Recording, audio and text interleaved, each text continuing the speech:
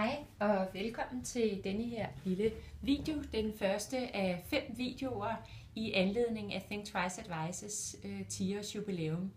Det er sådan, at jeg ikke har valgt at fejre jubilæumet. I stedet for så vil jeg give dig mulighed for at få en lille opdatering omkring, hvad Think Twice Advice er, og lidt om, hvad firmaet har lavet de sidste 10 år, men også noget med at skue frem i tiden og fortælle dig lidt om den lektie, jeg har lært ved at være freelancer i de sidste 10 år her. For 10 år siden, der sagde jeg farvel til et ganske fantastisk job hos Færgesagen, hvor jeg var direktør for udvikling af deres medicinske udstyr.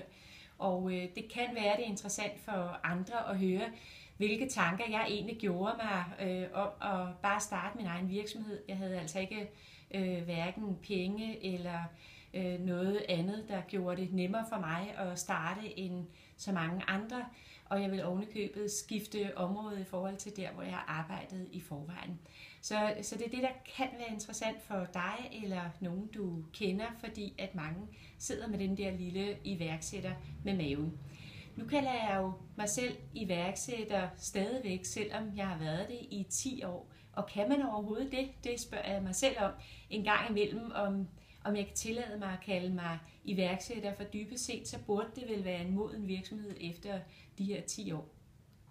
Men jeg holder fast i at være iværksætter. Jeg er stolt af, at jeg stadigvæk er iværksætter. Det kan også virke lidt kikset for jer andre, men jeg håber, at de resultater, jeg vil vise dig i de næste videoer her, overbeviser dig om, at man godt må være iværksætter, selvom man har et par år på bagen.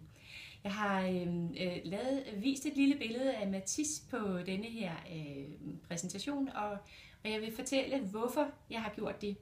Det er sådan, at det her med at skifte fra det job, jeg havde før, til sit eget firma, det sammenligner jeg lidt med en ændring, som Mattis han lavede efter 2. verdenskrig. Henri Matisse var en fransk kunstner, som blev 84 år. Han døde i 1954, og det her billede det er faktisk fra 53, altså året før han døde.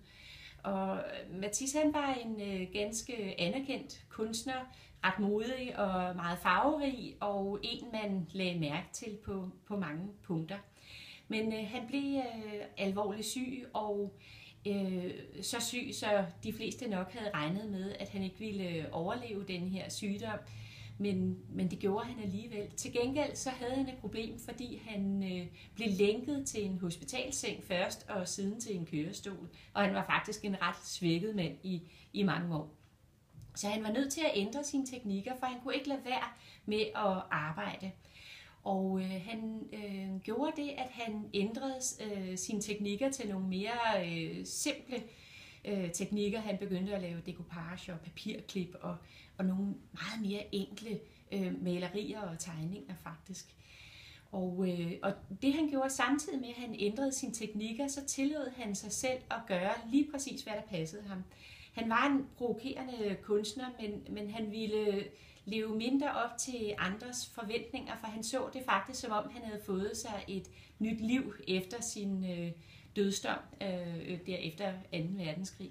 Og de kunstværker, han lavede efter han gav sig selv et andet liv, det er faktisk dem, der er blevet allermest berømte. Og i al beskedenhed, så er det lidt den samme historie med Think Twice Advice.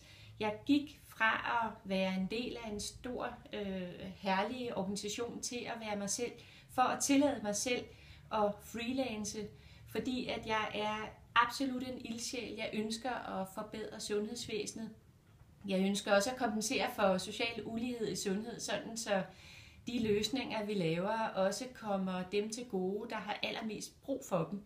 Så derfor så vil jeg prøve at se, hvad der skete, hvis jeg arbejdede uden at skulle leve op til andre virksomheders værdier.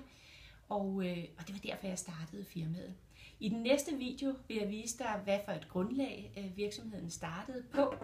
Det er nemlig sådan, at jeg lavede en lotto-mission før jeg startede firmaet, fordi jeg stillede mig selv spørgsmålet, hvad ville jeg gøre, hvis jeg vandt 100 millioner kroner i lotto? Så se med på den næste video, hvis du har lyst til at høre om det. Tak for nu.